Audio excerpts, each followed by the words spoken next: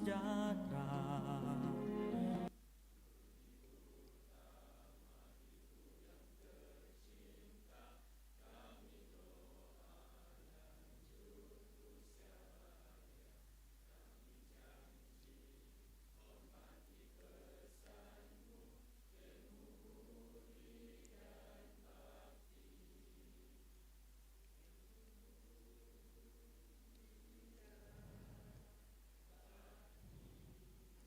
Ladies and gentlemen, please be seated.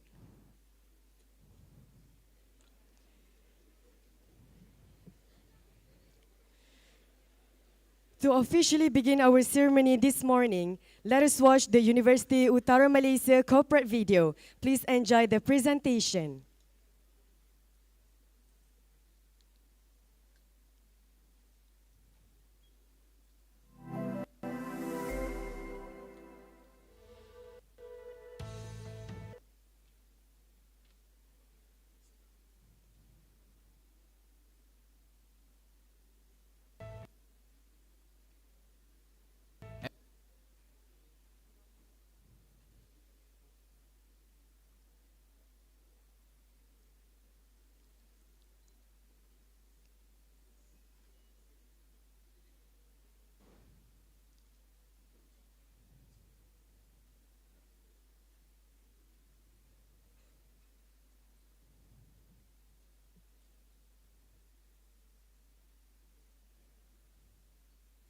Eminent, credible, sustainable. A global revolution in a truly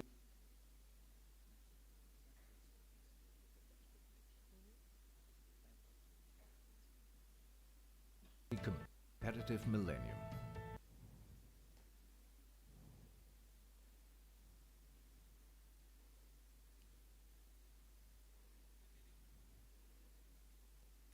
Ladies and gentlemen, please remain calm because we are fixed the technical breach. Thank you.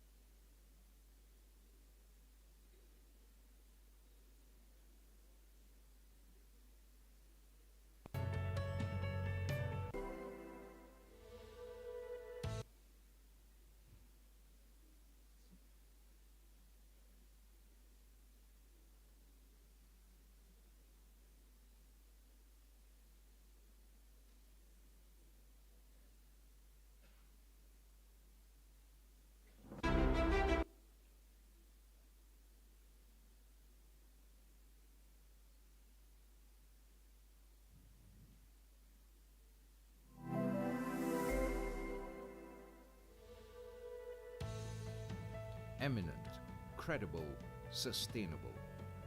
A global revolution in a truly competitive millennium.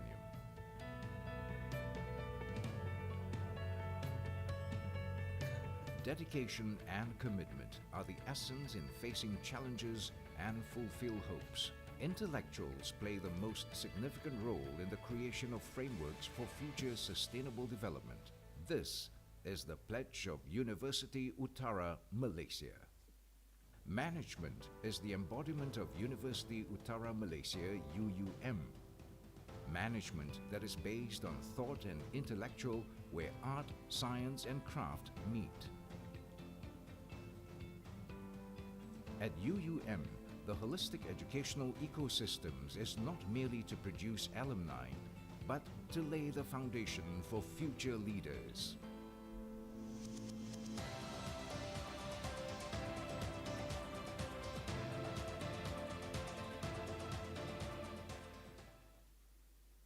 Emphasis is given to the advancement of the Fourth Industrial Revolution, IR 4.0. The world sees UUM as an institution of higher learning, equipped with a state-of-the-art facilities, smart campus enfolded by nature. UUM champions the voice of its students. It is the voice of future intellects. So as a student graduating, especially from University Utara Malaysia, which is actually the management university, we need to make sure that they are actually equipped with all this proficiency. If you look at the world now, people are talking about sustainability, go green. So UUM is in the right place, greeneries, and the environment is certainly very conducive to get the students to learn and to absorb knowledge.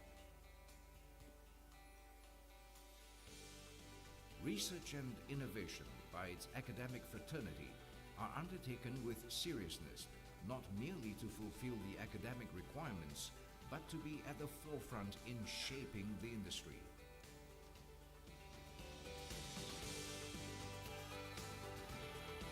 More than 100 million ringgit worth of research grants invested, and more than 7,000 academic publications in the field of management and business produced in the last 5 years.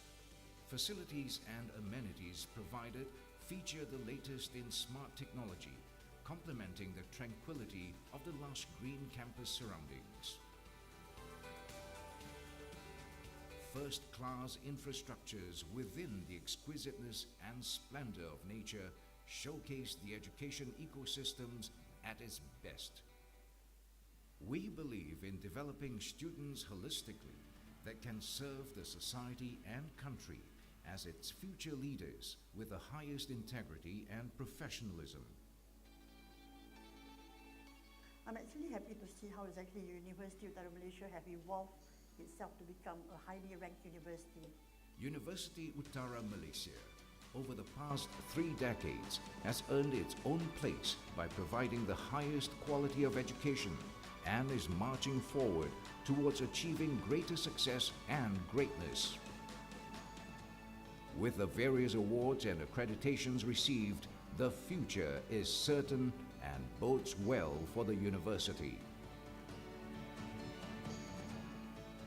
The royal patronage with the Kedah Royal House indeed provides vital publicity for the important work done at the university and allows the enormous achievements and contributions to society be recognized.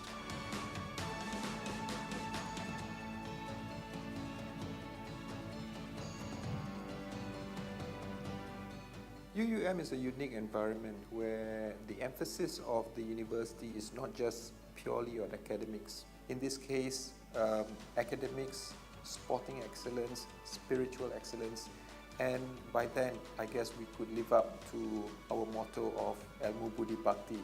I love UUM, and I'm proud to say that I graduated from UUM. Ilmu Budi Bakti. We love UUM.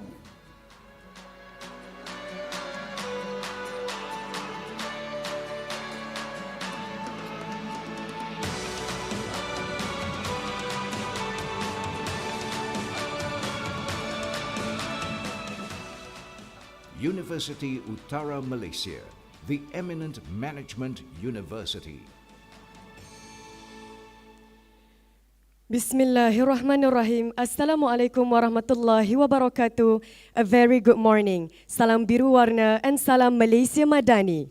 The ceremony warmly welcomes the presence of Yang Berbahagia, Datuk Haji Iskandar Ismail, Chief Executive Officer Malaysia Competition Commission MyCC, Yang Berusaha Profesor Dr. Harlida Abdul Wahab, Assistant Vice Chancellor and Dean, School of Law, representing the Vice Chancellor of University Utara Malaysia, members of the University Management, Yang Berusaha Dr. Fariza Romli, Director of UUM ILC2025, deans of the schools under the College of Law, Government and International Studies, representative from the sponsors of UUM ILC 2025, Legal Affairs Division, Prime Minister's Department, Malaysia Competition Commission, Exim Bank Malaysia, Co-op Bank Pertama, representative from the collaborators of UUM ILC 2025, presenters and participants of ILC 2025, academics, distinguished guests, ladies and gentlemen. Welcome to the opening ceremony and keynote address of the 13th UUM International Legal Conference ILC 2025 with the theme Humanizing the Law, Bridging Ethics and Innovation in Developing a Sustainable Society. This prestigious conference is proudly organized by the School of Law, Universiti Utara Malaysia in collaboration with Universitas Muhammadiyah Sumatera Utara, Universitas Kuningan, Universitas Brawijaya, and Universitas Hasanuddin.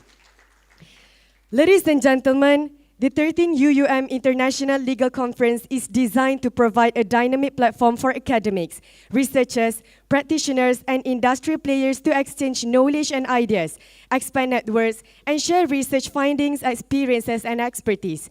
This two-day conference, beginning today, will be conducted in a hybrid format, both physically and online via WebEx. Our event today will take place in two main segments. First, we will begin with the opening ceremony and keynote address of the 13th UUM International Legal Conference ILC 2025. Next, we will proceed to the plenary session 1 with the Legal Affairs Division, Prime Minister's Department, entitled Law Reform and the Madani Aspirations, Building a Just and Inclusive Malaysia. Distinguished guests, ladies and gentlemen, to invoke blessings upon today's event, we respectfully invite Mr. Anik Zulhijjah bin Muhammad Aidil, second-year LLB student, to lead the recitation of dua. With honor, we invite him forward.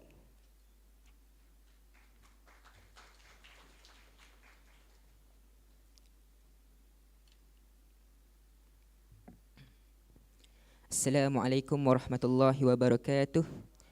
We begin by reciting Ummul Kitab Al-Fatihah.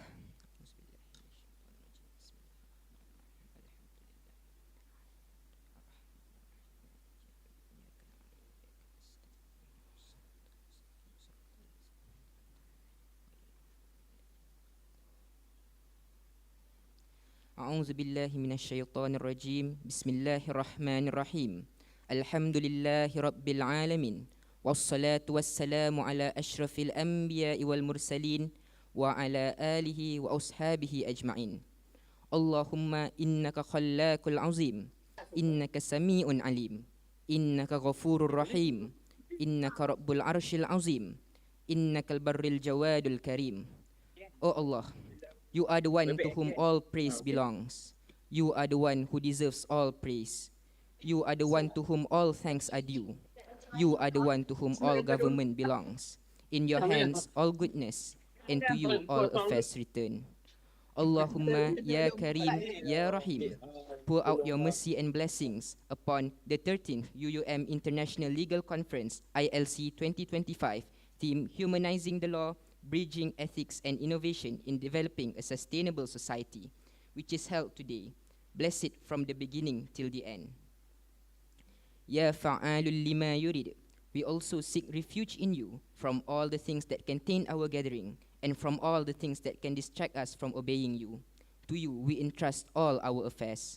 Rabbana alayka tawakkalna wa ilayka anabna wa ilaykal masir. Rabbana atina fid dunya hasanah wa fil akhirati hasanah wa qina azaban nar. Wa sallallahu ala sayyidina Muhammad wa ala alihi wa ashabihi wa sallam. Walhamdulillahi Rabbil Alamin. Amin, amin, ya Rabbal Alamin. Thank you for the recitation of dua. Ladies and gentlemen, the ceremony now continues with the welcoming address by the Vice-Chancellor of Universiti Utara Malaysia. With the utmost respect, we invite Yang Berusaha Professor Dr. Harlida Abdul Wahab, representing the Vice-Chancellor of Universiti Utara Malaysia, to deliver her speech.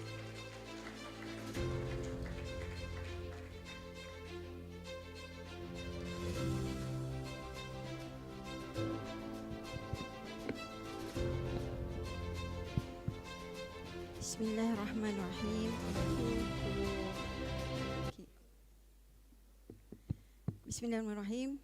Thank you to Miss MC for this morning. So how are you? How's everyone? Good, Alhamdulillah. Alhamdulillah Rabbil Alamin. Wassalatu wassalamu ala ashrafil anbiya wal mursalin wa ala alihi wa sahbihi ajma'in.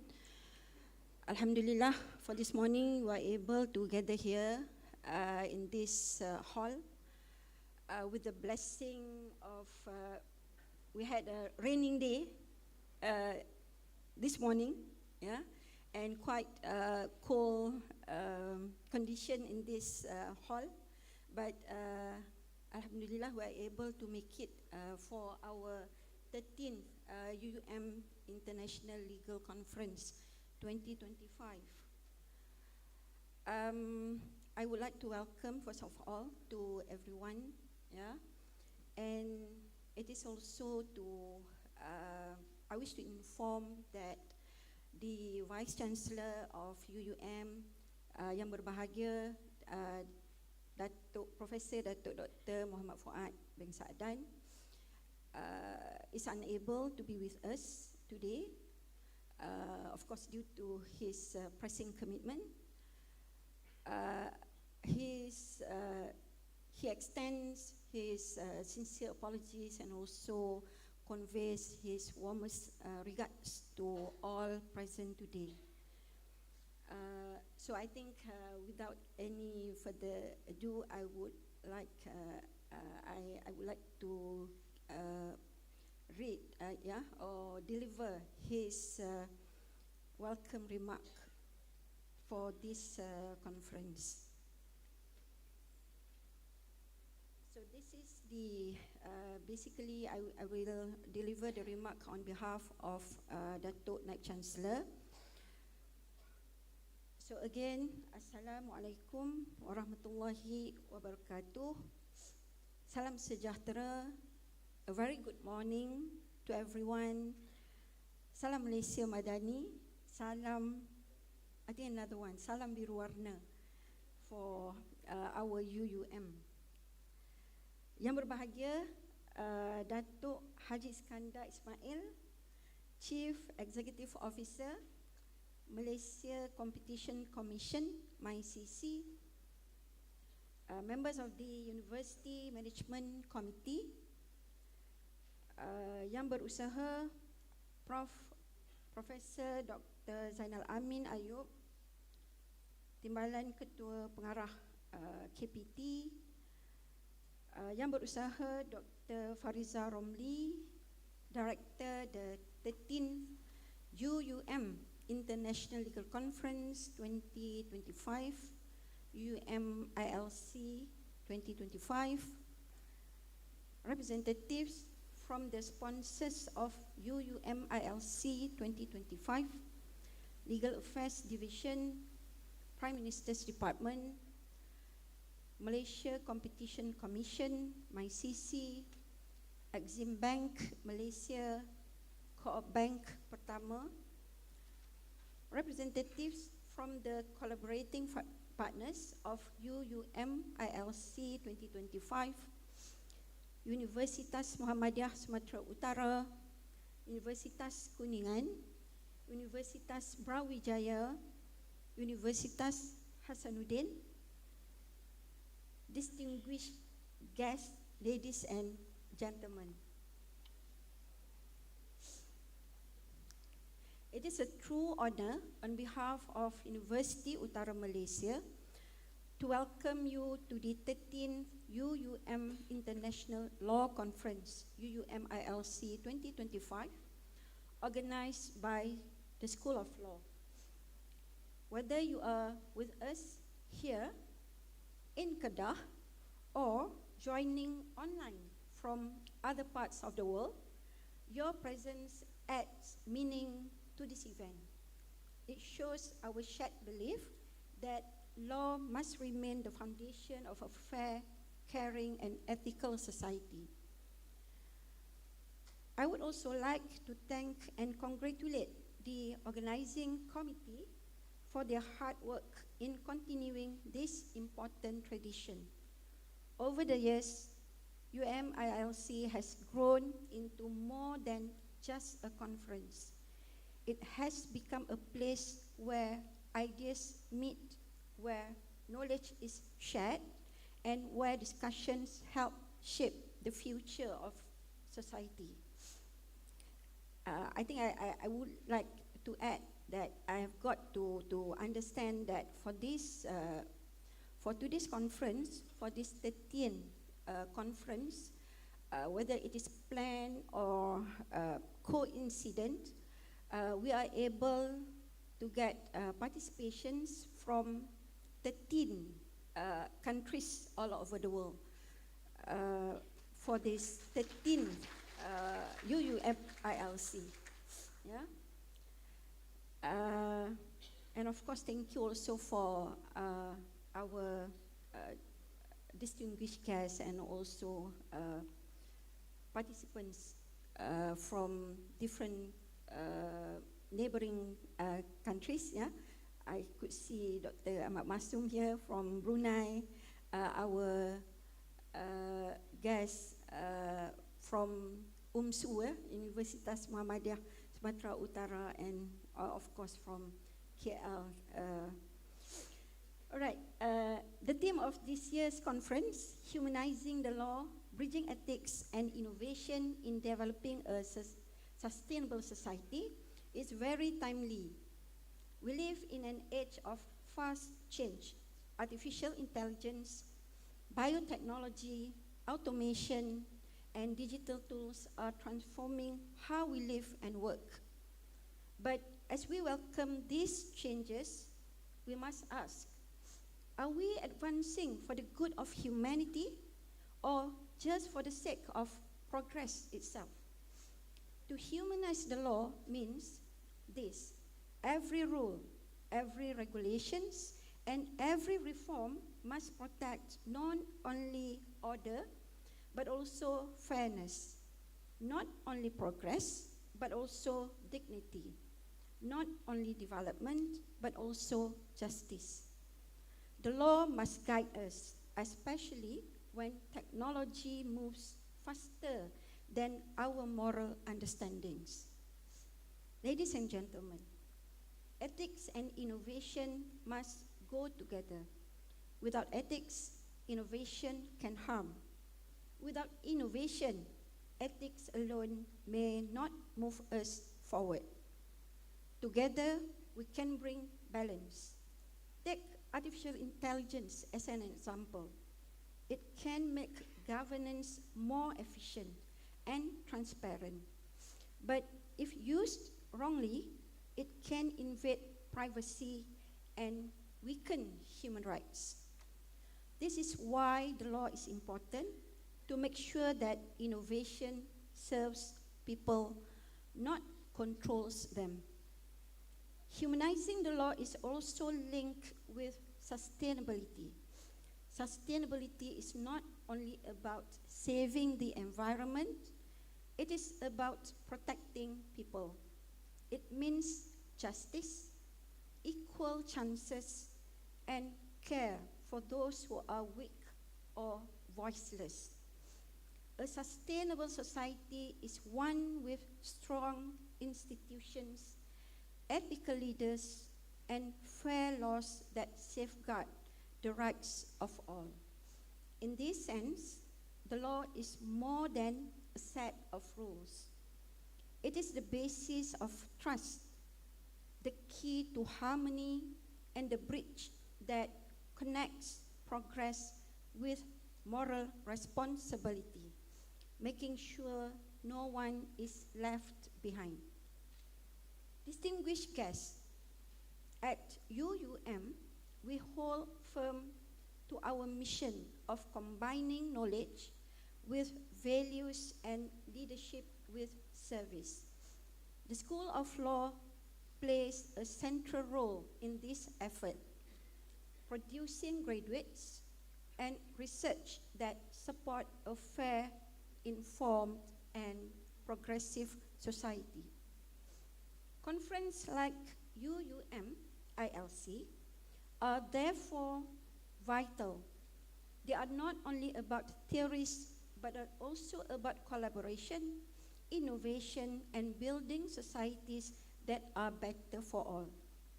I also welcome the hybrid format of this year's conference. It reflects the values of openness and adaptability, values that are needed in today's world. Whether you are here in person or joining us online, you are part of a global dialogue that strengthens our common goals. On behalf of the School of Law, University Utara Malaysia, I would like to express my deepest appreciation to our dedicated organizing committee to their tireless efforts and commitment in making this conference a success. My heartfelt thanks also go to our distinguished speakers, presenters, and participants for their invaluable insights and meaningful contributions, as well as to our collaborating institutions and partners for their unwavering support and cooperation.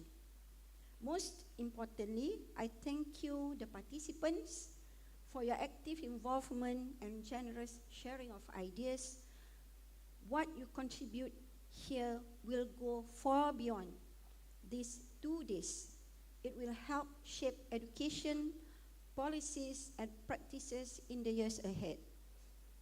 Ladies and gentlemen, as we begin this conference, let us remember, law without ethics is empty, and innovation without humanity is risky. But when law, ethics, and innovation come together, they can build societies that are just, sustainable, and compassionate. With that, I once again congratulate the School of Law, University Utara Malaysia for organizing the 13th UUM International Law Conference. May this event spark fruitful discussions, meaningful collaboration, and new ideas that bring lasting benefit to law and society. Thank you very much, and wabillahi taufiq wal hidayah. Wassalamualaikum warahmatullahi wabarakatuh. Thank you, Yang Berusaha Prof, for the gracious address.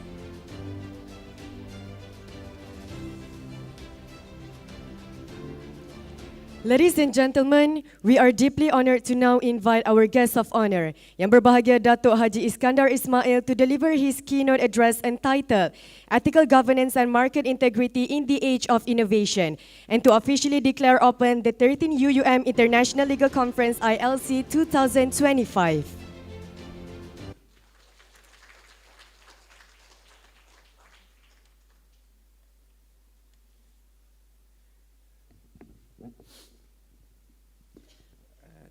Thank you, Ms.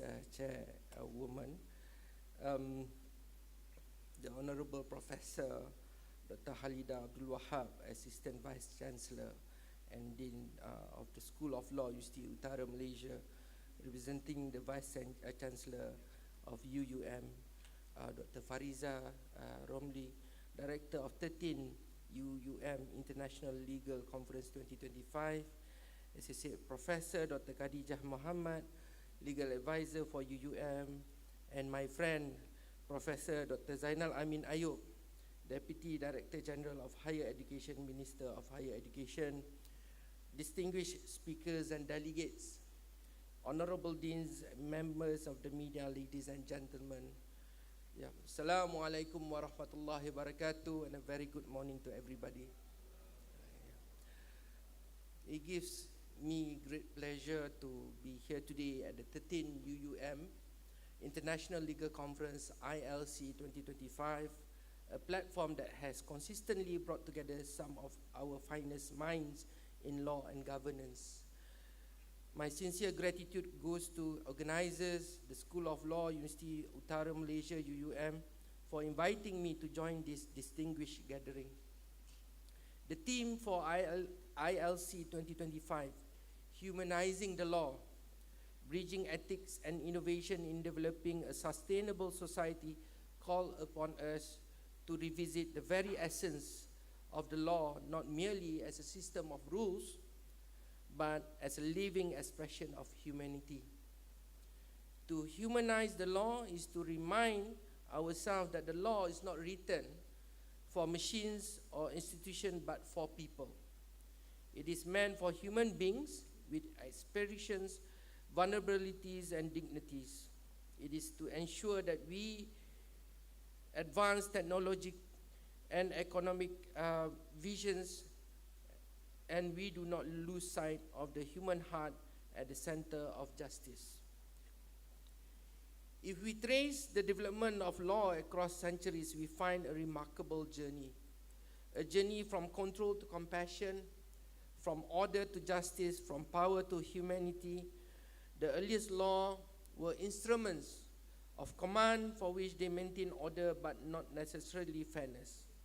Over time, however, through moral awakening and philosophical progress, humanity began to demand that the law serve a higher purpose, to protect and not merely to punish.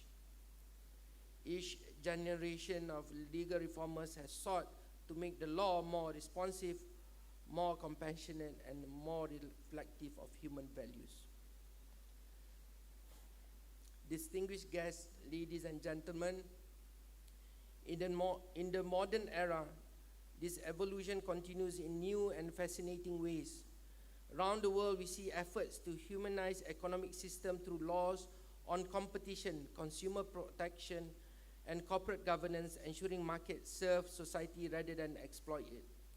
We see environmental and sustainability laws emerging to protect future generations, recognizing that humanity's duty of justice extends not only across border but across time. We also see how new frontiers, including artificial intelligence, digital platforms, biotechnology, challenge our moral imagination. Algorithms now make decisions for us. Innovation moves faster than the law. I fully agree with that, Professor. And in that gap, humanity can sometimes be lost. To humanize the law in this context means ensuring that technology is guided by ethics and that progress never comes at the expense of fairness or human welfare. Today, the greatest test of humanized law comes from technological innovation and global interconnectedness.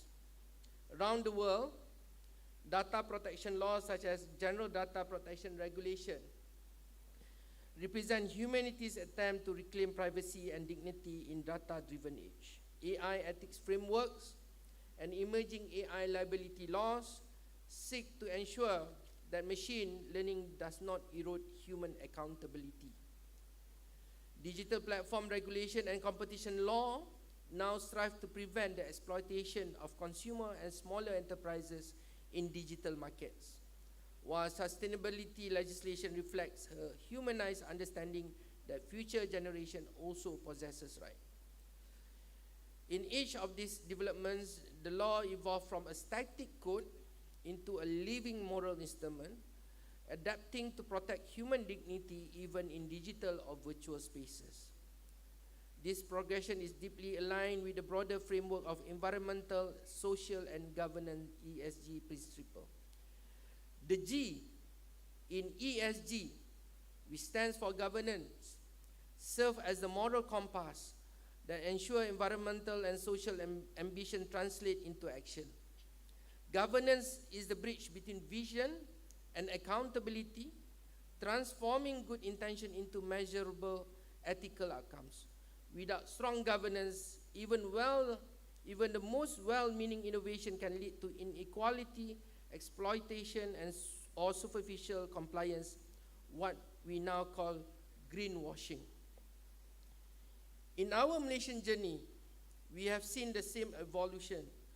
The Competition Act 2010, under which the Malaysia Competition Commission, MyCC, operates, embodies the same spirit.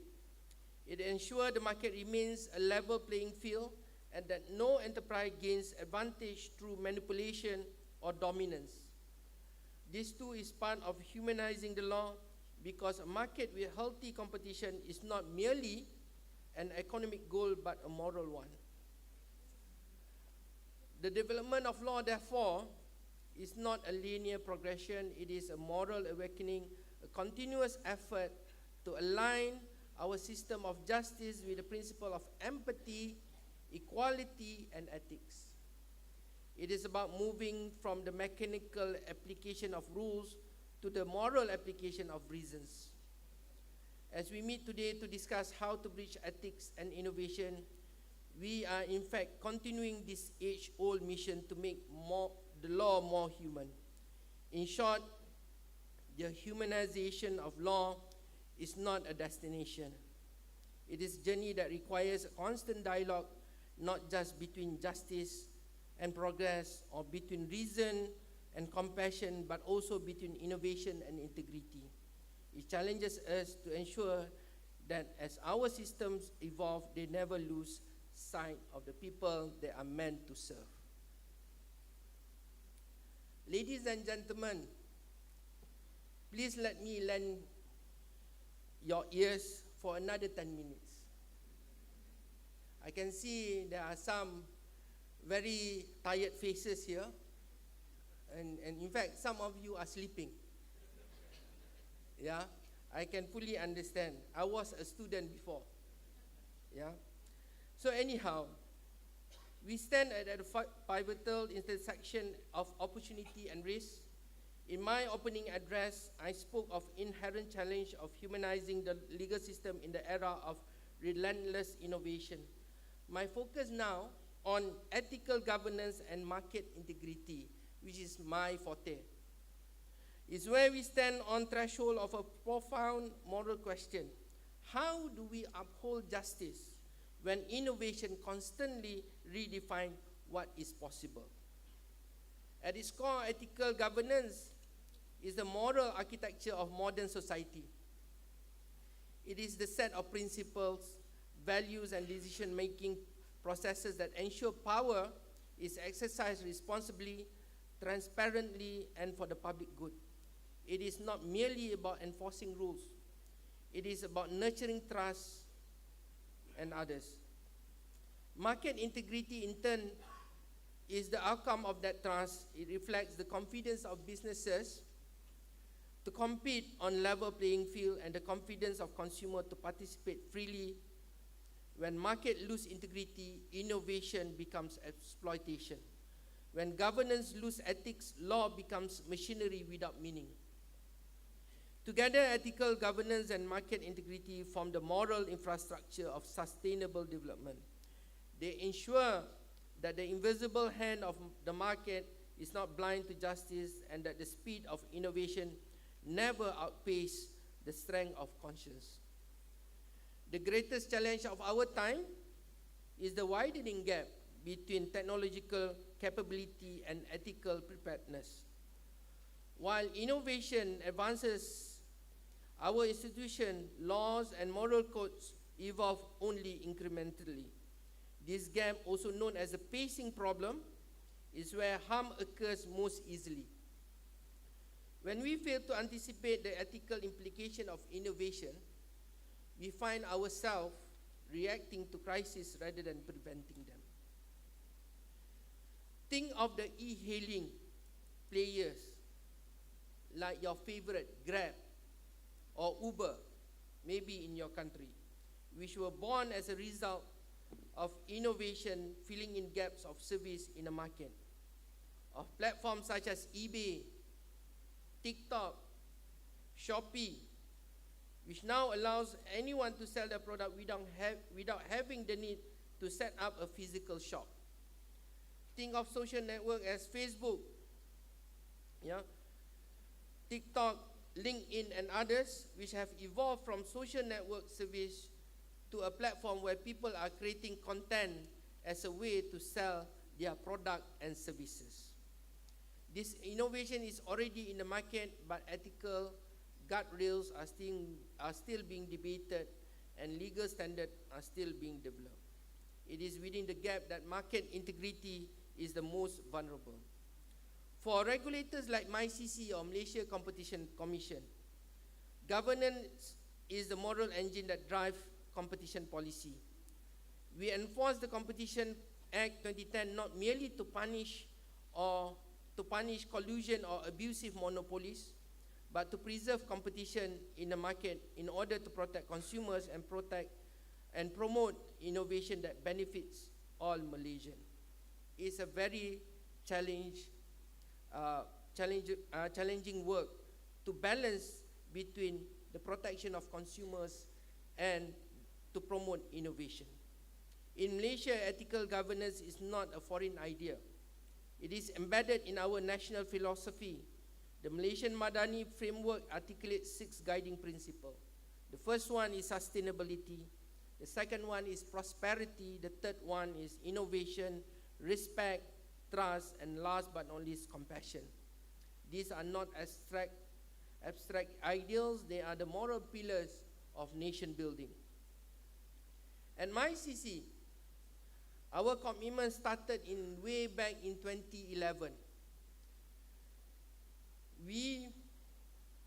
Our commitment to market integrity reflects this very principle. Over the years, we have achieved a significant result in combating cartels and abusive monopolies. Our investigation has revealed a total of numerous infringements that resulted in almost 700 million ringgit in penalties against 270 companies. That includes chicken feed millers, Ro-Ro operators, Ro-Ro ferry operators, ice manufacturers, and others. Cartel is considered the most serious infringement as it constitutes a form of a fundamental economic sabotage, affecting not only the national economy but also consumer rights. To strengthen our enforcement effort, MyCC is in the process of amending the Competition Act 2010. If it passes, will further empower its capability in terms of investigation and enforcement and the introduction of merger control regime. Furthermore, we are in the process of broadening our capability to ensure true competition thrives in a healthy market. In the recent budget, we were given extra budget by the government so that we can ensure that the market is free from cartel and abusive monopolies. Under the 13th Malaysian Plan, RMK 13, plans are being made to centralize the competition power under one agency, which is MyCC. For everybody's information, sector regulators like MCMC, Multimedia Commission, and Energy Commission, they have also competition powers, but only for their sectors and industry players. So the government has the plan to centralize all competition power under MyCC soon. This will be a new milestone in our policy and governance transformation. Indeed, this mission will not stop here. These institutional reform efforts are a great embodiment of our national aspiration, Malaysian Madani. The framework's core principle, from fostering innovation for shared prosperity to building trust for long-term sustainability, are the heart of what we do. By safeguarding competition, we ensure the marketplace operates with compassion for consumers and respect for every businesses, big or small, thereby building the ethical and resilient economy that the Madani framework envisions. Distinguished guests, ladies and gentlemen, I have 6 more paragraphs. Ethical governance cannot be achieved in isolation. Regulators, academics like you, civil society, including students, and private sector must come together to create a shared ecosystem of trust. We must invest in interdisciplinary ethics education, in AI accountability research, and in principles-based regulation that anticipate technological harm before it happens.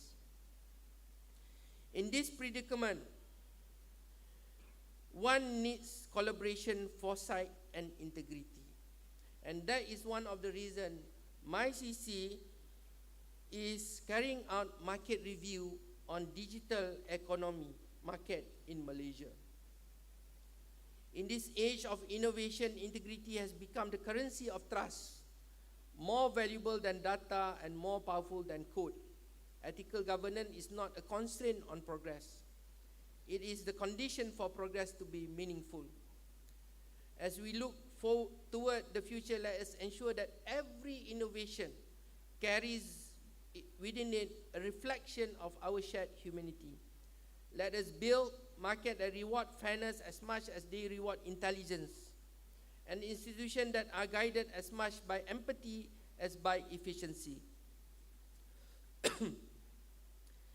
If we can achieve this, if we can truly integrate ethics into the DNA of innovation, then the age of technology will not mark the decline of humanity, but its renaissance.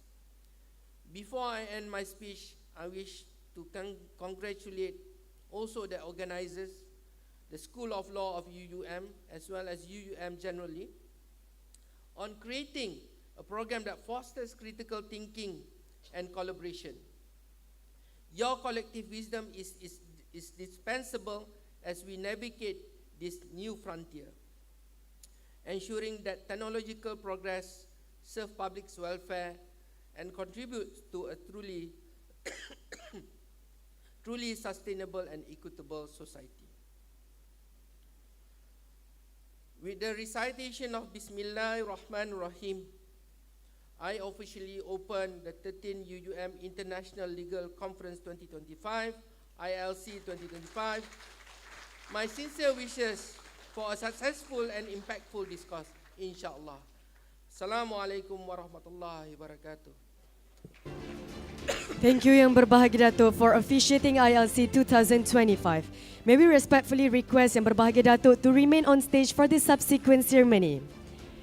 The ceremony now invites Yang Berusaha Dr. Fariza Romli, Director of UUM ILC 2025, to accompany Yang Berusaha Professor Dr. Harlida Abdul Wahab to join Yang Berbahagia Datuk on stage to officiate the launch gimmick of the 13th UUM International Legal Conference 2025.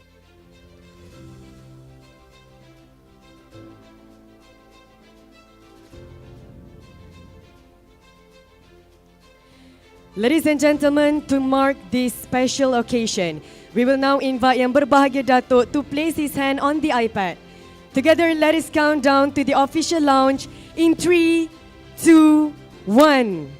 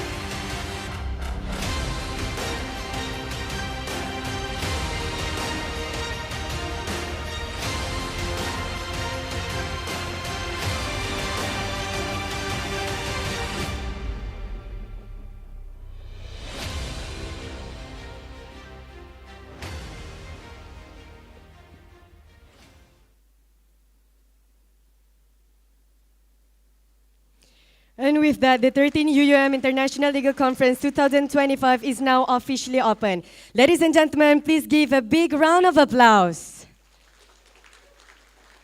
Ladies and gentlemen, the program now continues with the exchange of Memoranda of Understanding MOU between the School of Law, University Utara Malaysia and Malaysia Competition Commission MyCC.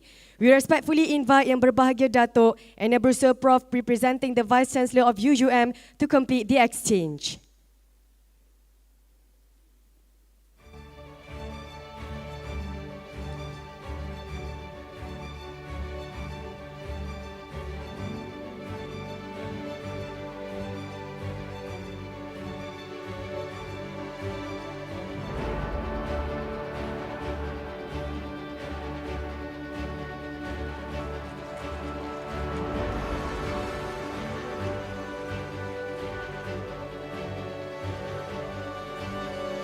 And the MOU between UUM and MyCC is now officially sealed. A round of applause, please. May this strategic collaboration serve as a catalyst for advancing legal education, strengthening expertise, and fostering new opportunities in the field of competition law. May we respectfully request the guests of honor to remain on stage for the subsequent ceremony. Ladies and gentlemen, our program today has run smoothly and successfully, and this would not have been possible without the generous support and active involvement of our sponsors and collaborators. In appreciation of their invaluable contributions, we are truly honored to invite Yang Berbahagia Datuk to kindly present tokens of appreciation to our UUM ILC sponsors and collaborators who are present with us today. First, we would like to cordially invite Yang Berusaha Mr. Tiago Ganesan, Deputy Director General Law Reform representing Legal Affairs Division, Prime Minister's Department.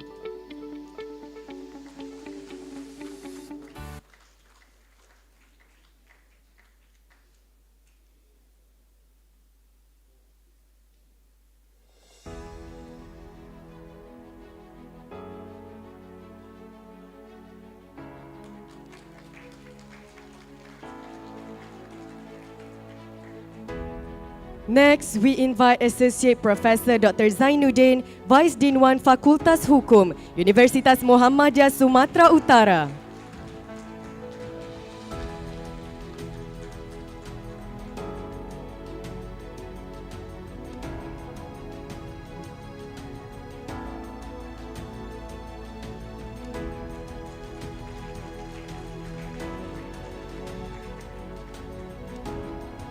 Distinguished guests, the ceremony continues with the presentation of tokens of appreciation and mementos between Universiti Utara Malaysia and the Malaysia Competition Commission.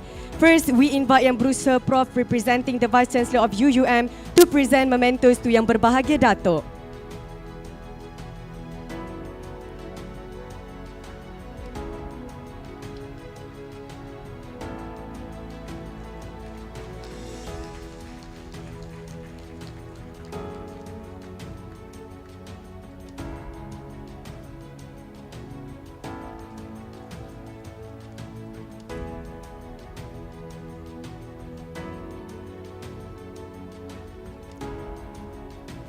Next, we invite Yang Berbahagia Datuk to present a memento to Yang Berusaha Prof representing the Vice Chancellor of UUM.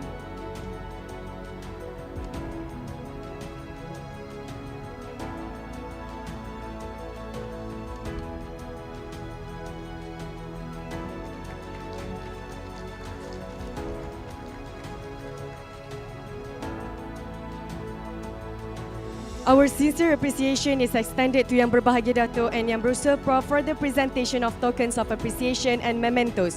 Ladies and gentlemen, let us give a round of applause to our guests of honors, sponsors and collaborators. May we respectfully invite the guests of honor to return to their seat.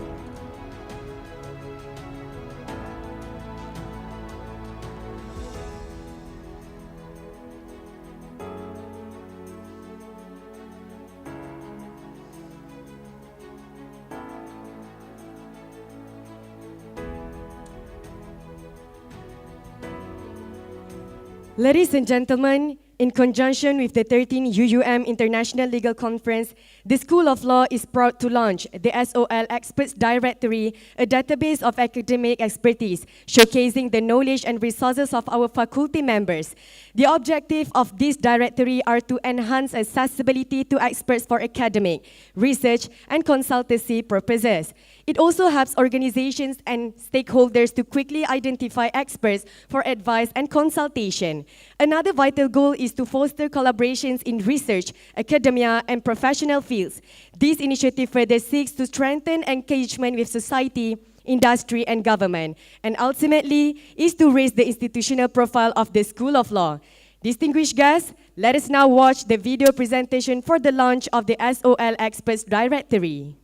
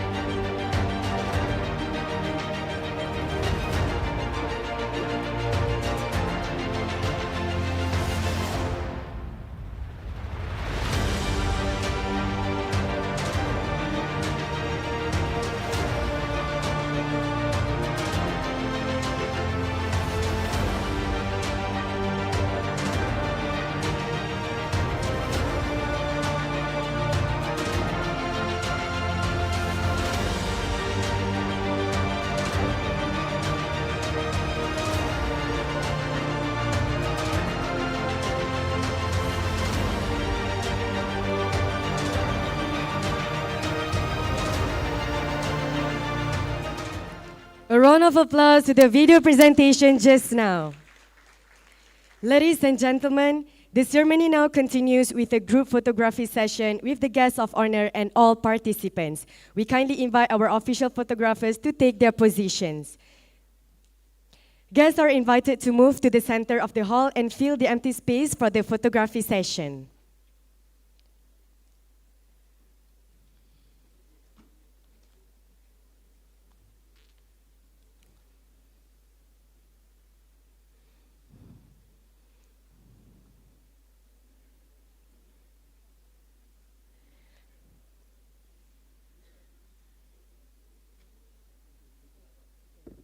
So ladies and gentlemen, you are requested to stand and move to the center of the hall for the photography session.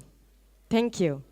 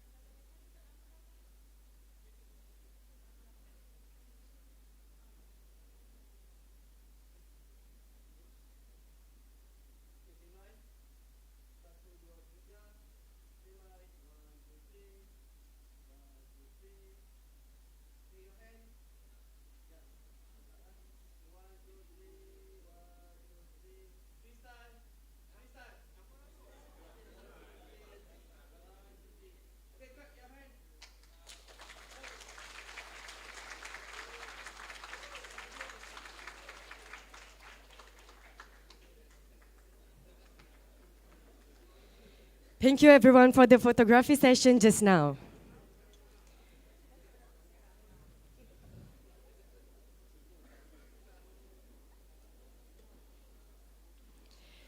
Ladies and gentlemen, we have now reached the conclusion of our first session, the opening ceremony and keynote address of ILC 2025. Before we move on to our next session, the plenary session 1 with the Legal Affairs Division, I would like to take a brief moment to make an announcement. We would like to respectfully announce the departure of Yang Berbahagia Datuk Haji Iskandar Ismail and our honorable guests from the hall.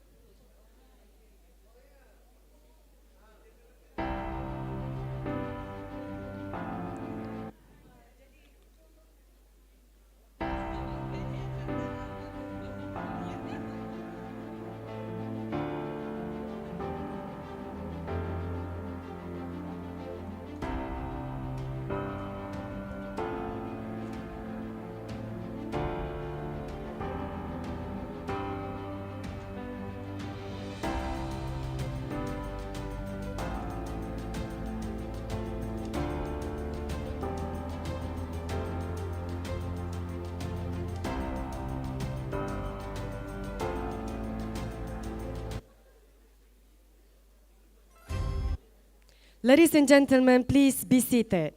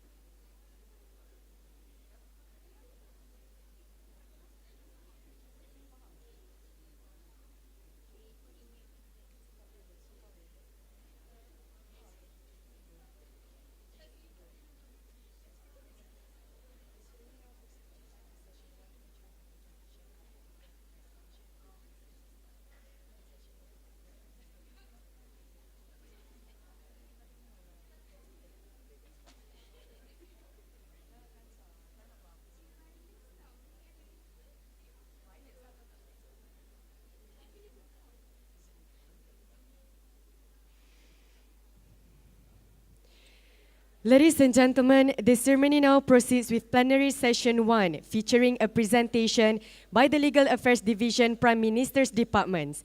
This session will be delivered by Mr. Tiago Ganesan, Deputy Director General Law Reform Legal Affairs Division, Prime Minister's Department, entitled Law Reform and the Madani Aspirations, Building a Just and Inclusive Malaysia. Before we begin, allow me to share a brief introduction of our distinguished speaker. Mr. Tiago Ganesan served as the Deputy Director General Law Reform in the Legal Affairs Division, Prime Minister's Department, Malaysia. He leads the law reform sector, advancing several major legislative initiatives, including the Cross-Border Insolvency Act 2025, Online Safety Act 2025, and Parliamentary Service Act 2025. With over a decade of public service, Mr. Tiago has held key legal positions in the Attorney General's Chambers, the Malaysia Insolvency Department, and several government ministries. He is also a government representative on the Criminal Law Reform Committee and the Contract Law Reform Committee, contributing to studies on the separation of powers between the Attorney General and the public prosecutor. In addition, he has played a collaborative role in addressing the Sulu claim against the Malaysian government. In June 2025, Mr. Tiago was appointed as a Commissioner of the Malaysia Competition Commission, MyCC. He holds a Bachelor of Laws LLB with first-class honours and a Master of Laws LLM with distinction from the National University of Malaysia, UKM. Ladies and gentlemen, without further delay, it is my honor to hand over this session to Mr. Tiago Ganesan for his presentation.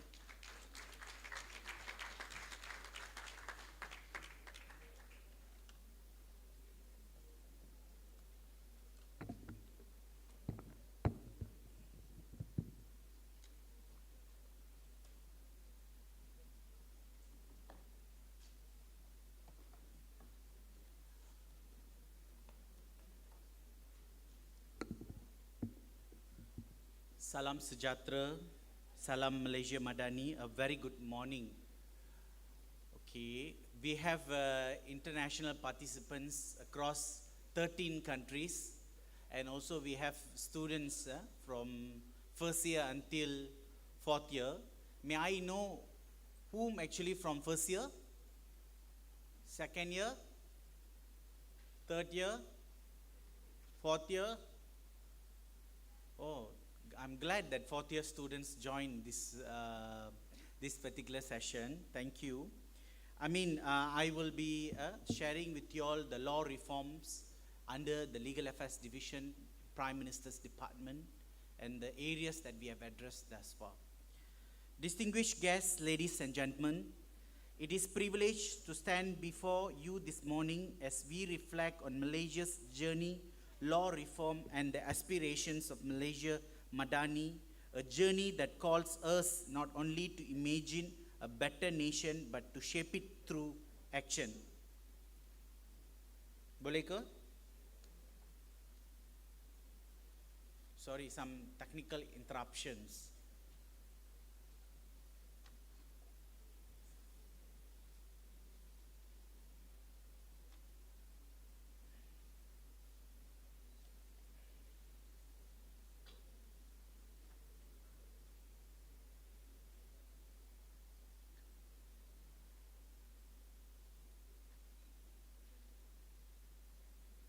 Now semester break or class is in the go? Got class. So you all forced to attend.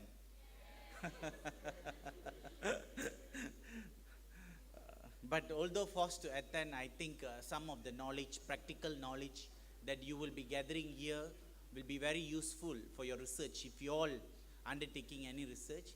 If it is not, if you intend to come back to work in a government sector, or even you work at the Attorney General's Chambers, I think a rep here, also a panelist today, and or you want to go private sector, also need to understand how the law reform works, because people now monetizing the law reform agenda by the law firms undertaking research by themselves and selling it to government. So it is actually lucrative job if you all wanted to all embark on. While we waiting, the concept of Malaysia Madani, introduced by the Right Honourable Prime Minister Dato Sri Anwar Ibrahim in his early administration, challenges us, particularly the government, the Legal Affairs Division, Prime Minister Department, to reform Malaysia into a nation grounded in humanity, integrity, and enduring values. The word Madani itself, so can you go back slide number 2 please?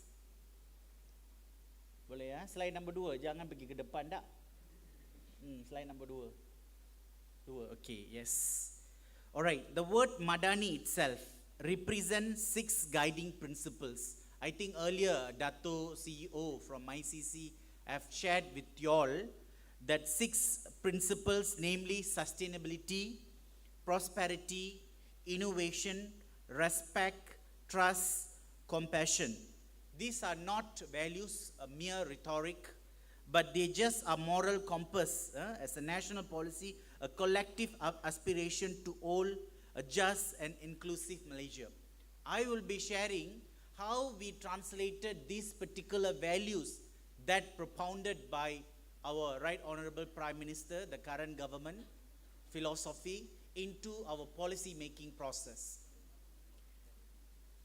Law reform is one of the most powerful instruments to achieve that transformation through reforming our laws and institutions. We embed Madani values in every fabric of governance, ensuring that justice and fairness become a lived realities for every Malaysian. Our legal system is the backbone of justice and governance. You are the example. Let me share with you, we have 3 branches of government. One is parliamentarian, law-making process. You have judiciary, entirely legal background, and executive, you have partly contributed by law. So lawyers got a lot of opportunities, not only become a lawyers, but also to being a parliamentarians, also being a representative in the judiciary sector. Next slide. Law reform and Madani vision are inseparable. Why I'm saying this? Through the modernization of our laws, we bring compassion into justice, number one. Number two, cultivate trust through transparency, drive innovation through forward-thinking legislation, secure prosperity with equitable commerce, uphold respect for human dignity, and ensure sustainability in nation building. Next slide. I'm quoting Dr. Martin. Injustice anywhere is a threat to justice everywhere. In a practical terms for Malaysia, satu kelompangan pun menggugat kepercayaan.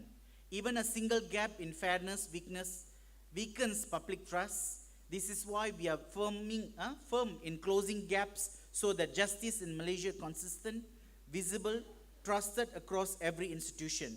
Next slide. This is my minister. I have to say few words about her.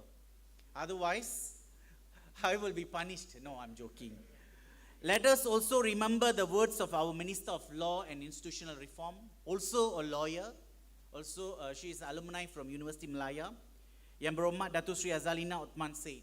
I think she always remind us that what is the point of government spending so much on law if the people do not feel its benefit? This question captures a fundamental truth. Law must serve the people, agree or not? In the spirit of Madani's people-centric philosophy, we measure success not by the number of the bills tabled, but the transformation that we bring to the Rakyat, our own Rakyat here. By reducing hardship, protecting rights, empowering citizens, a just society is on where legal reforms are not distant and exclusive, but tangible and inclusive. Every policy we draft, every bill we propose, every reform we pursue must be attached, lived realities of the people.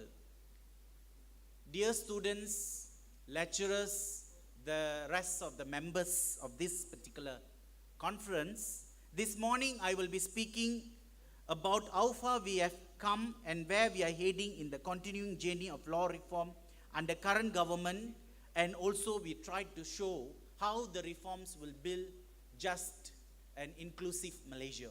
Next slide. Now onwards, I'm going to share with you all what are the reforms that this government, upon the government came into the, after election, the government, December, the government formed. After government formed, we already have 3 years of the Madani government, 2023, 2024, now 2025. I will be sharing the lists of the reforms under the Legal Affairs Division, not even a ministry. We are not given a ministry yet. We are waiting for the news. By having a ministry, we have moved such a big major reforms, that's far. We are less than 200 people. And the number of works that we have is huge.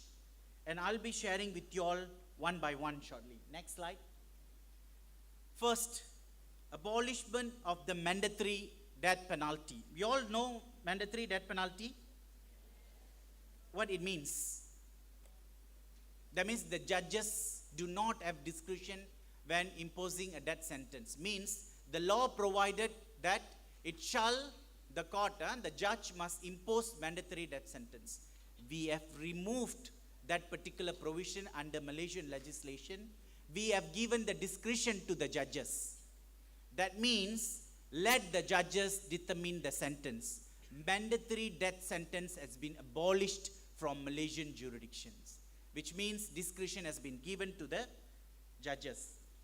How many offenses we have deleted in terms of the sentence is that 11 offenses where mandatory death penalty is repealed, and those act, not only under penal code, we have other legislation, namely Firearms Increased Penalties Act, Arms Act, Kidnapping Act, Dangerous Drugs Act, Strategy Trade Act, and the Criminal Procedure Code. Criminal Procedure Code is a procedural law, but you have to amend certain parts of the schedule, so hence amendments have been made. So this is the first reform when the government came in. the government has restored the discretion to the judges. And very uniquely, now onwards, you will not see a sentence called natural life imprisonment. Initially, I think 4th year, while you all studying, there is a sentencing. One particular type, natural life imprisonment, is no longer in Malaysian jurisdiction. We have deleted, we have introduced 30 to 40 years. Even then, you have certain calculation to reduce the number of years. Jadi, tuan-tuan dan puan-puan, dear students, brothers and sisters, in Malaysian jurisdiction, there are no longer any death penalty that is mandatory in nature. Next slide. This particular new legislation also introduced in line with the first policy, meaning the death sentence is no longer mandatory. How about those already sentenced based on the mandatory provision that we had earlier?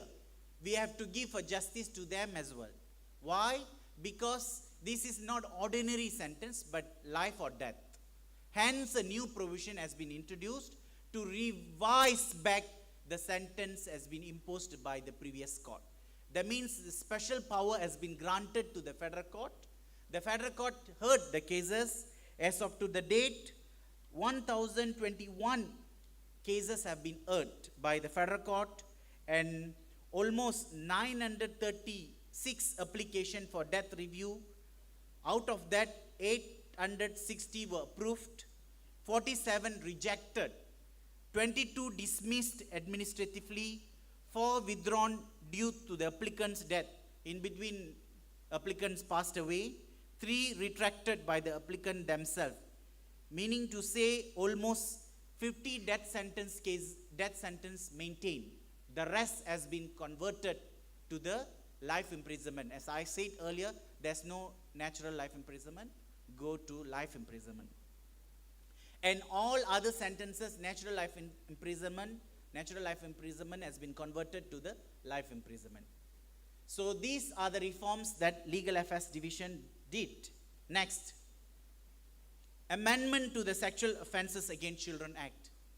I'm proud to be here and mention these particular reforms, and I was the main drafter with the Chambers is drafting in terms of the policy for the 2017 Act has been introduced.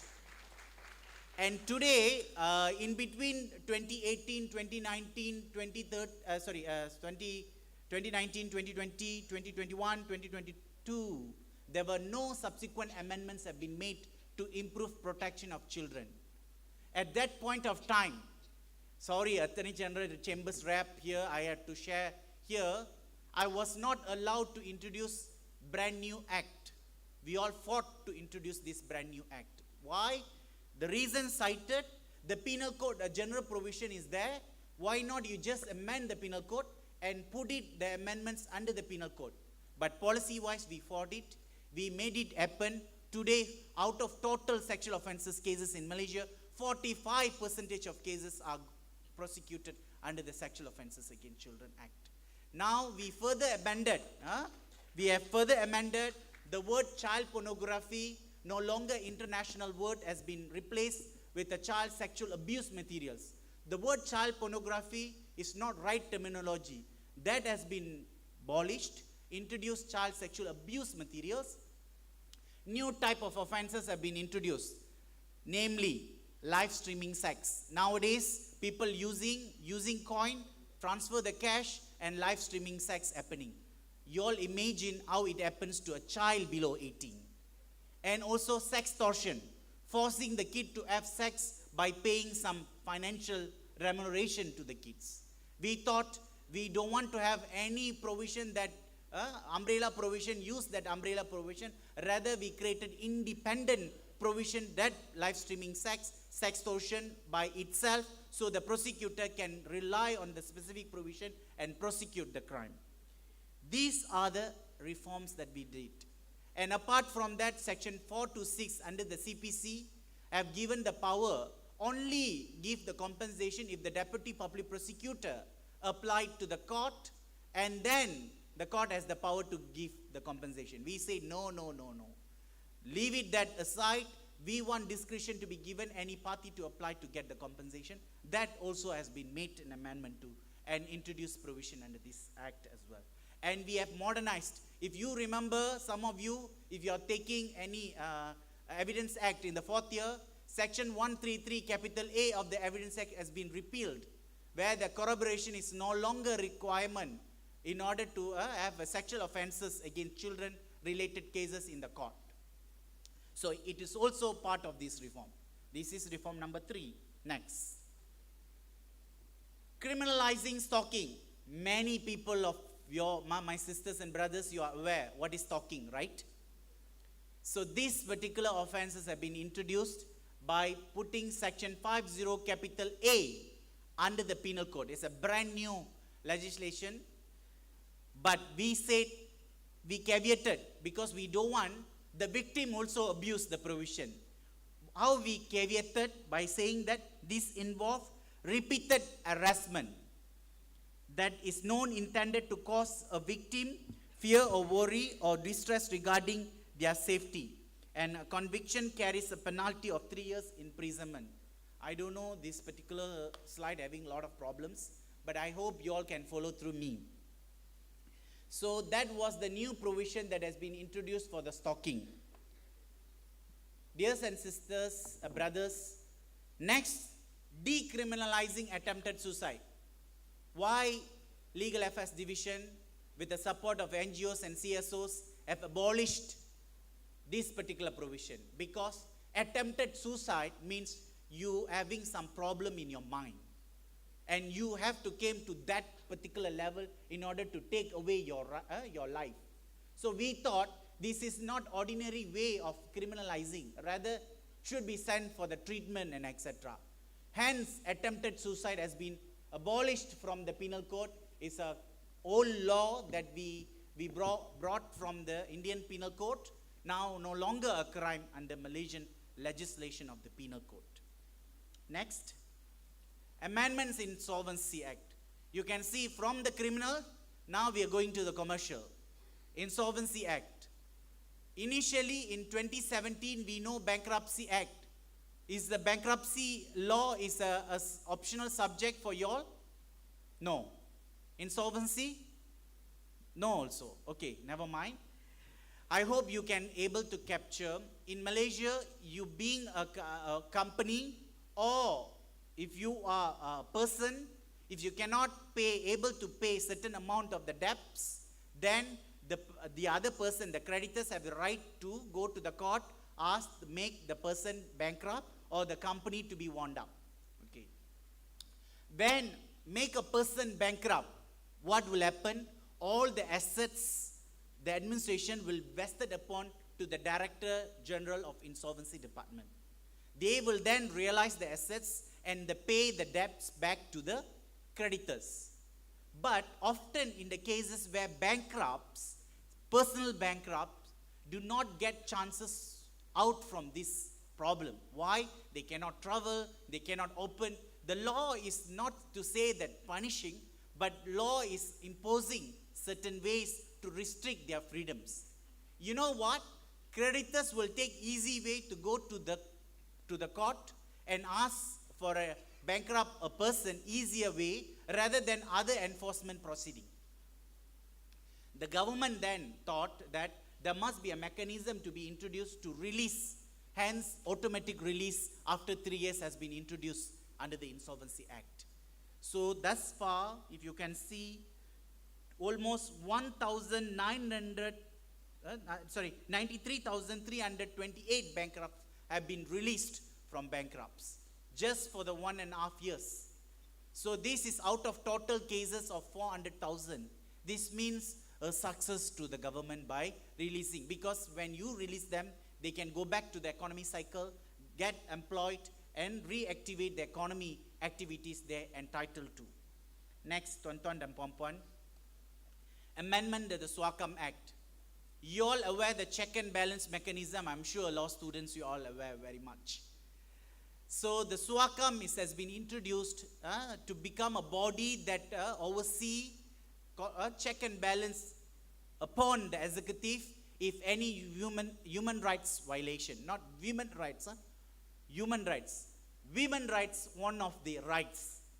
Tuan-tuan dan puan-puan, the government in 2023 also amended the legislation by empowering the SWAKAM a number of provisions that introduced, meaning to say that they enhanced the power to go to the detention centers and enabling, for the first time in the history, although Minister Azalina has mooted the idea to introduce Independent Children Commission but was knocked out. I won't tell by whom, but it has been knocked out. But she did not say that, we dropped that idea, but rather she creatively thought she introduced the Chief Children Commissioner under the SWAKAM Act and also 2 Children Commissioner on full-time basis to support the children rights in Malaysia. So this is also the reforms that have been done in 2023. Dear brothers and sisters, that is alone for 2023. Now we're moving with reform, next slide, 2024. Let's see what are the reforms that Legal Affairs Division undertaken for the year 2024. First, next, Jurisdictional Immunities of the Foreign State Act 2024. I'm also a member in the Special Sulu Secretariat, working and defending our Malaysian rights in the global stage with the support of Attorney General Chambers, Ministry of Foreign Affairs, and National Security Council, and etc. We all in one team defending this case against the Sulu, so-called Sulu claimants. A lesson learned from that particular case triggered us, Malaysia, to have a Jurisdictional Immunities of the Foreign States Act 2024. People might wondering, why you all introducing jurisdictional immunity you are giving to the foreign states? How could your state get protected? That is called reciprocity element has been introduced in this law. If you accorded immunity, if our country accorded immunity to that country have to accord the same immunity to our country. If they don't accord, we will revoke that immunity. This particular law has provided for that, and a special state immunity council for the first time in the history has been provided. Prime Minister has to exercise the discretion upon the advice of the particular committee. Next, criminalizing bullying. Now everywhere we are hearing bully, bully, bully. Dear brothers and sisters, please take note that criminal legislations are sufficient. We have introduced under the penal code. My teammates who are not present today, Ms. Shafiqa and also Che Amira, Che Ali, Che Kavita, these are the pillars that didn't sleep for almost 48 hours to make sure this law to get through the pass in the 2024. They have introduced 507 capital B until 507 capital G. New provision. So if anyone says that Malaysia do not have bully, you can go and ask them to refer penal code section 507 capital B until up to capital G. Earlier I mentioned about stalking 507 capital A. We continued provision from there onwards 507 capital B until 507 capital G. If anyone taking your personal information, even your photo and posted, and that causing you distress and harassment, that is also fall under the penal code. Police report can be lodged, investigation can be started, and people can be prosecuted. So that law has been introduced. Next, addressing mule accounts. Tuan-tuan dan puan-puan. Again, the government also have introduced this particular amendment, section 424, capital A, capital B, capital C has been introduced. If you give your account number to someone that you don't know, that particular person used that account to transfer money, that's called mule account. That is an offense now in Malaysia. That has been also introduced, and also to protect the online scams in Malaysia. Next, amendments to the Audit Act. You all wanted the government to be transparent, accountable towards the public money. Upon you all graduated, you all will be paying tax. You all will feel that pain. Oh, so much of my money is going as a tax, paying tax. Dear brothers and sisters, now the amendment of under the Audit Act 1957 has been introduced. Follow public money rule. Means even 1 ringgit is in your company or your NGO, that particular company can be traced and can be investigated. That particular power and the accountability, and to also preserve from commission of further crime of the money laundering also will be prevented. Next, amendment to the Arbitration Act. Is arbitration is optional subjects for you all? Yes, I'm glad. ADR is actually is an important area. Arbitration, mediation, conciliation, and etc. The government has amended Arbitration Act, has introduced a court of arbitration that determines the panels to determine the arbitrator. In a civil judiciary, the panel to be determined by rotation system, the judiciary will determine accordingly. But when it comes to parties cannot come in agreement to determine who is the arbitrator, then the power goes back to the director of AIC presently. Upon the law has been passed, yet to be enforced, and Tuan-Tuan Puan-Puan have to take note that the law has not been enforced, which will be enforcing soon. Thereafter, application, parties cannot come to a consensus, that application goes to the court. The president will then determine it is a forum. So we can also abuse of power if that particular person has any consolidated power. So it has been spread by the court. Next, amendment to the Legal Profession Act, our very own act. After you all graduating from here, some of you might joining Attorney General Chambers where you do not need to do chambering. Upon completing 1 year, you can qualify and go enroll yourself an advocate and solicitor. While the rest who plan to do chambering, then you all subjected very much to the Legal Profession Act. So this is a bread and butter issue for the legal profession. We have amended and enhanced the standards, and some of the major amendments have been made to improve the legal profession in Malaysia. Next, amendment to the Trustees Act and Trustees Incorporation Act. This is also amended in order to prevent money laundering issues by the government of Malaysia. Next, Tuan-Tuan dan Puan-Puan, that was for the year 2024. That alone. And people say no reform. People say no reform. I'm sharing on the perspective of the Legal Affairs Division and the Prime Minister Department. As I said, it's not even ministry or division. We have done this much of reforms from our side. Next, 2025 reforms. The year 2025 is very unique because Malaysia anchoring as an ASEAN chairmanship. And for the first time in the history, never done in any of the country in ASEAN level, for the first time, Malaysia hosted an ASEAN Law Forum, a very senior official level, elevated to the ministerial level, to become a first ASEAN Law Forum at the ministerial level. Malaysia brought that initiative. And Malaysia also successfully get the support from all the ASEAN ministers and endorsed a joint statement for the development of the modernization of the arbitration and mediation across the ASEAN. It is a success for Malaysia. Then we continued the ASEAN tour, and then next slide. A minister went and met all the ministers, and some of the meeting anchored by the Deputy Minister, YB Kula.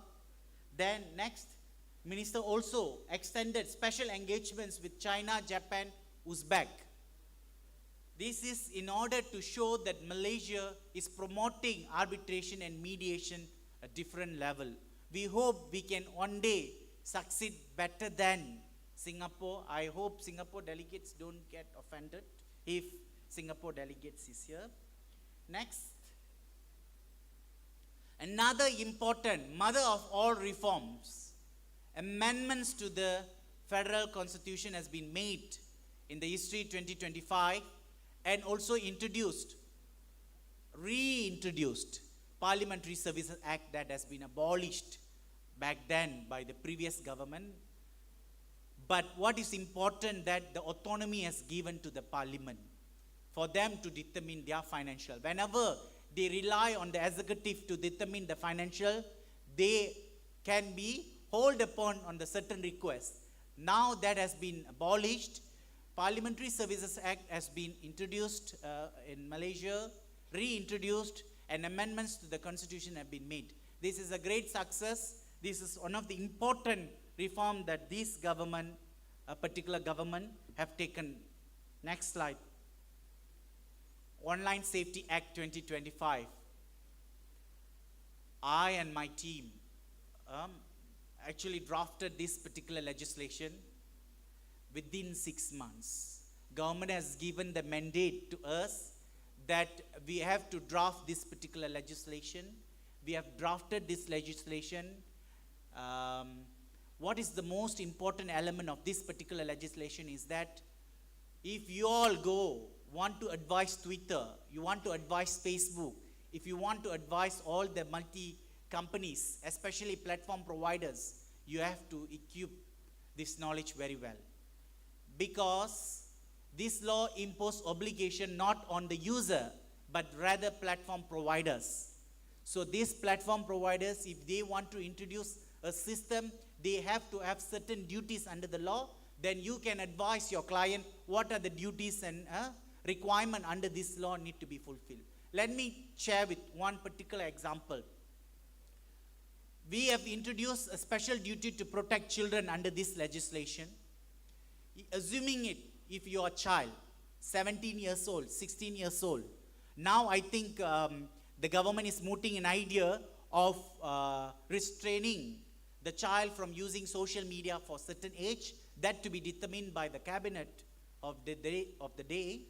But while they're determining, if your child, if you 17 years old, if you go to the Facebook, then if you key in your date of birth, automatically the system will have to have a shield. Meaning the system will not allow adult content, will not allow any other content. We have categorized as a harmful content under our legislation in the first schedule and second schedule. So those contents cannot become or pushed up by algorithm or pushed up by the system itself towards the child. Because by putting that, we putting obligation to the platform providers, certain form of a protection need to be imposed. That is this Online Safety Act 2025. And I proudly say that this is first kind of its form of this legislation in Malaysia. None of the ASEAN country has thus far. Next, Legal Aid and Public Defense Act. I think Professor Yus is here. Professor Yus was appointed by the government of Malaysia through Legal Affairs Division to anchor that project of rechecking Legal Aid Act, joint venture together with UKM. They have produced the report. Now, outcome of that report is the fruit of this legislation, Legal Aid and Public Defense Act 2025 in Malaysia. Meaning to say that legal aid we will provide, public defense also we will provide. The YBGK that we had previously will be merged as a one entity called Legal Aid and Public Defense Department. That yet to be announced by the minister, or whatever name to be called later upon minister approve. This law will kickstart for the enforcement. This also has been done in the year of 2025. Next, Cross-Border Insolvency Act. This is my baby as well. And this, thank God, we have guidance from the UN Suitral Model Law, Anna Jobin, and we have number of experts from across the globe that came together with us to draft this particular legislation to support cross-border mechanism across the country. And that legislation has been passed by the Parliament, now pending for the royal assent, and subsequently it will be get through for the enforcement. Next, amendments to the Whistleblower Act 2010. This also has been done by the government. Next, the government has also launched AI Legal Justice Roadmap. Dr. Hafiz, correct or not? Dr. Akimi has attended the launch, I remember. So that particular, that means promotion of the AI in the legal sector has been also introduced by the government of Malaysia. Next, National Action Plan on the Business and Human Rights, NAP-BHR, also introduced by the government in order to promoting a business that value human rights together. Tuan-tuan dan puan-puan, that is for the year 2025 thus far. Next, 2025 ongoing problem, ongoing works that we have now. Next, tuan-tuan puan-puan, I'm also having a sleepless night together with Mr. Daryl here, also a colleague from law reform sector. Sleepless night to drafting this particular brand new legislation that expected to be tabled the first week of December of this year. That has been the mandate that we have received, and this law we have more or less drafted, and it is pending for scrutinization from Attorney General Chambers. Thereafter, we will bring it to the cabinet, and subsequently we get this bill passed if the parliamentarians agrees with our views. How we going to introduce? Earlier I said we already have bullying criminalization under the penal code, and why we need this particular anti-bullying act. We want to bring back restorative justice. We want to omit punishment per se as a formula to cure the mental problem of bullying concept across the country. For the beginning, the mood is that we focus 18 years below, or sometimes not really 18 years, 21 years old, because sometimes STPM students also under the educational institution, if they felt a bully, the school committee will be empowered. For example, under the Ministry of Education, we have 10,241 schools across in Malaysia. That is not including of MRSM, other types of school, Tafiz and etc. This is purely under KPM, 10,241 schools. And we have almost 5.1 million of students under that particular school. So we going to empower the school to establish the clear committee to deal the bully at school level first. First layer under school level. If, for example, we have 10,241 schools, then 10,241 committee will be need to be established. Now currently exists, but it's through Garis Panduan. Now we make it through a legislation. But the important point, there will be a tribunal where if the parties thinks that the case no action or mishandling by the school, then the matter immediately brought to the tribunal. For example, in the Sarah Kairina case, the allegation, don't quote me, the allegation that the school did not take action, despite there is a complaint. There was a complaint from that particular child. In that particular case, the parents, if the anti-bully tribunal is in existence, then the parents will have a avenue to come to tribunal, immediately notify in whatever mode, whether physically or via online mode. So this law has been in the pipeline. We and the team, we going around across the country to finishing our Sersi Town Hall.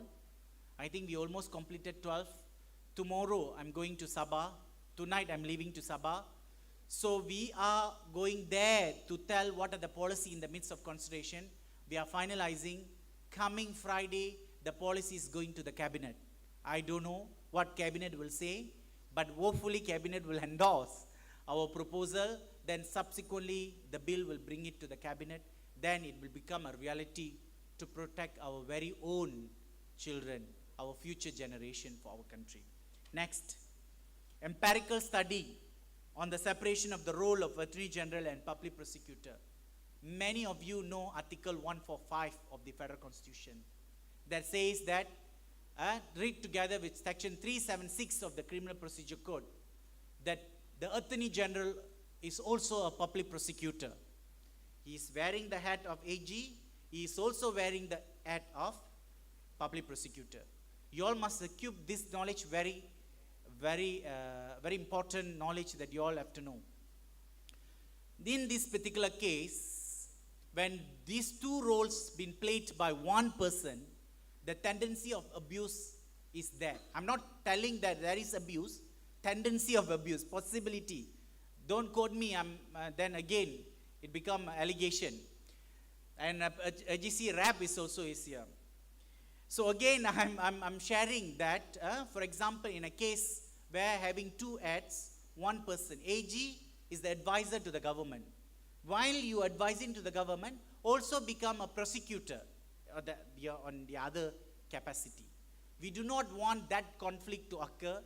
And Dato Sri Azalina Uthman Said, the Minister in the Prime Minister Department, Law and Institutional Reform, very committed to make this reform a reality. But we are waiting for the real outcome. Now the cabinet has given the consent to split the role. Two different personality will be in the picture, and the appointment process will be truly independent for the public prosecutor. If you, for example, you all want to go to find a lawyer, right? You want to go find a lawyer, you want to fight a case, you want the best lawyer to be representing you. It's fair for the government to determine who is the AG, but it is not fair to determine the public prosecutor, because public prosecutor need to exercise the duty very independently to protect the interests of all people. This is public guardian. He is the public guardian. Hence, this reform is in the pipeline. Now the cabinet has given the consent. First thing that we have to do is that we have to amend the Federal Constitution, Article 145, to enable. Thereafter, the next subsequent sitting, we will do further amendments to other existing legislation, including CPC. Some of you know that some of the written legislation says that you cannot institute a prosecution without the consent of the public prosecutor. So those matters will be revised. A brand new act, Omnibus Act, will be introduced for that reason. Next. Public money is not wasted, although comparative study has been done. I have to say this in this particular platform. Next slide. Tuan-tuan dan puan-puan, I'm also undertaking in charge law reform sector to look into the judicial appointment reforms. Some says that the power of Prime Minister need to be removed from the Federal Constitution. Some says retain. Some said why the CJ is the chairman of the JAG, because of the very nature as the judges, appointing judges notion, etc. So these are the issues that we have received. Government have made, no decision has been made for these particular reforms. We are still studying, but it will come up very soon. Next, criminal law reforms. The former Federal Court Judge, Tan Sri Arminda, is presiding, and we are working on it. And there are a number of reforms that are expected to put on the table next year, January. Next. We also will be introducing a brand new Cronus Act. The related provision, Section 428 until Section 4434. Maybe I'm wrong. Need to check. This legislation, that particular provision under the CPC will be repealed. A brand new act will be introduced. Next, commercial law reforms. Contract Law Committee has been currently presiding by Yang Arif Dato Waze, also sitting judge of the Federal Court, and also number of acts we are looking into it, including amendments to the Contracts Act. For the first year, you all, thank God, escaped. If the subsequent students who going to enroll themselves as new law students have to understand the brand new concept of the Contracts Act that coming up very soon. And also we are introducing the Third Party Rights Act, where the rule says that only parties to the contract can take action. There's no right to the third party. We are allowing the third party to take an action in a limited circumstances. That reforms also in the pipeline. And Sales of Goods Act. Anyone taking SOGA? Is there any paper, optional paper? SOGA is currently under review. A brand new amendment act will be introduced to modernizing the provision. Next, amendment to the Mediation Act also will be introducing. This is pursuant to the Singapore Convention. Next, Freedom of Information. Freedom of Information Bill is in the pipeline, almost done. But we have other consideration that we have to finalize. Next, Ombudsman Malaysia. Brand new entity will be introduced in Malaysia that combine Biro Pengaduan Awam dengan SIAP akan jadi gabung dan Ombudsman Malaysia akan diperkenalkan. Political Funding Bill is now, the town hall session is ongoing. Hopefully this bill get reality because this bill need a very strong political bill. Next, Admiralty Jurisdiction Bill. This is also under my purview. The bill has been finalized because now under Section 24, bracket B of the Courts of Judicature Act says that a reference to be made to the UK Senior Courts Act now will be deleting. And Mr. Darrell is in charge for the amendment under our Legal Affairs Division, which we are tabling the bill soon, maybe in January. Amendments to the Witness Protection Act, next. Also coming up, next, SOC Act guidelines. Dear brothers and sisters, we have introduced 2017 guidelines for the Sexual Offences Against Children Act, mere codification of all the practice to become a guidelines. But this time, no mere codification. Ideal SOPs has been put in place. We want the best SOP to be followed by the government agencies. So this will be introducing coming Friday by Honorable Minister Dato Sri Azalina together with Chief Judge of Malaya in the POG afternoon.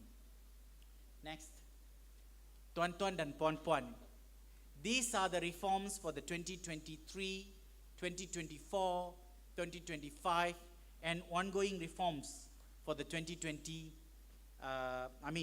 maybe 2026. Hopefully we can get all this become a reality. I have few paragraphs to read to remind our dear brothers and sisters. We have traveled across a broad landscape today, from practical legal reforms to the values that guide them. At its heart, everything we discuss is about one purpose: building a Malaysia that is just and inclusive. The laws we draft and enforce matter deeply, but they are only as strong as the people who uphold them.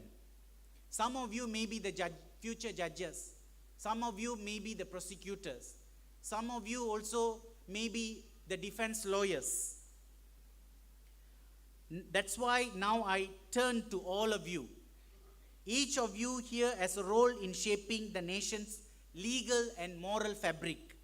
Whether you serve in government, practice law, or study it, you're part of the larger story how Malaysia continues to mature as a nation guided by fairness, integrity, and respect. The best laws mean little if they are not applied with conscience and care. And even imperfect laws can serve justice when implemented with the wisdom and empathy. The government has shown thus far for this particular political will through wide-ranging of reforms, which you all have witnessed just now. Now the responsibility rests with all of us who interpret one day, or some of you maybe, apply or live under these laws to make sure they deliver the real change.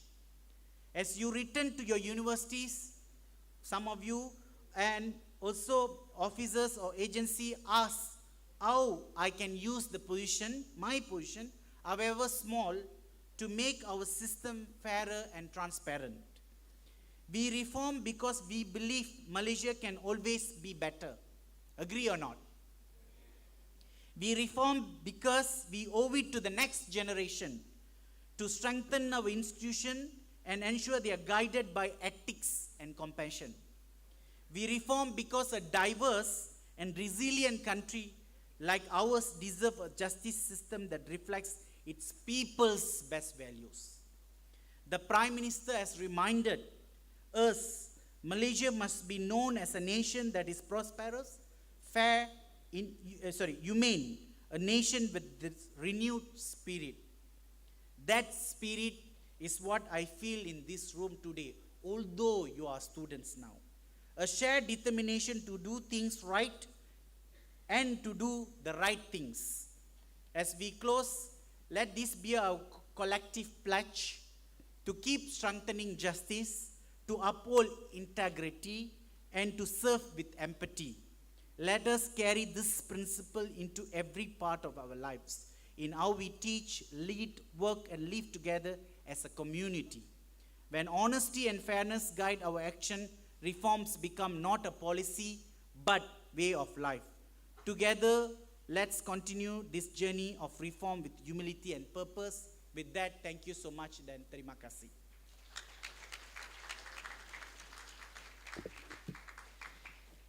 Thank you, Mr. Tiago Ganesan, on reflections on law reform and the Madani aspirations building a just and inclusive Malaysia.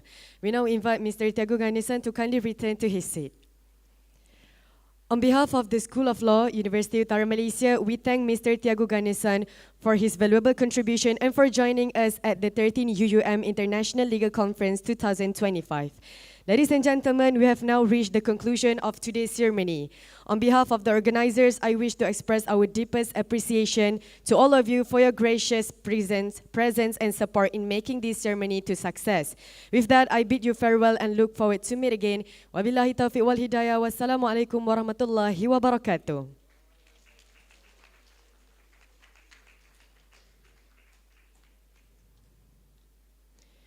So attention to everyone. We'd like to invite all the guests, the staff and the participants to head over to Dewan Makan A for lunch.